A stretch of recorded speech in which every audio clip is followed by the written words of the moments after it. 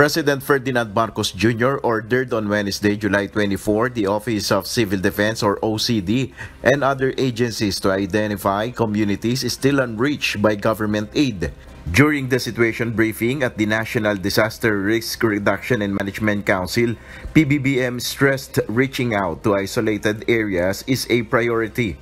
Importante yun kasi yung mga yan hindi na kumain na ng ilang araw. So, as soon as possible, dapat naka-ready na yung ipapasok natin. Because we know that they are the priority and critical ang situation nila. Of course, those who we are providing assistance to outside of the evacuation centers.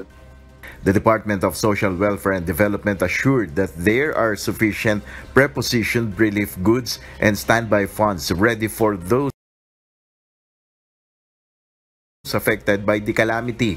And currently, we have a total of around more than 1 million FFPs and other food items and non-food items with a total standby funds plus stockpile funds of 2.6 billion.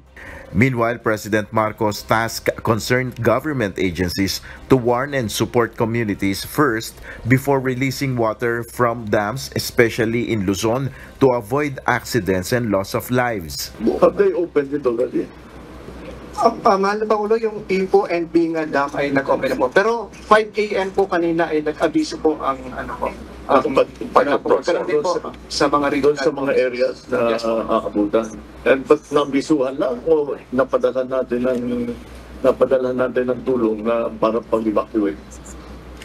That's what we need to do kasi just being warned is not enough. They have to be moved to a safer place at least hanggang bumaba ang tubig. Department of the Interior and Local Government Secretary Benjamin Abalos Jr. told the President that it should be part of the protocol to warn downstream communities of an impending water release from dams. Nel Maribuho, UNTV News and Rescue, we serve the people, we give glory to God.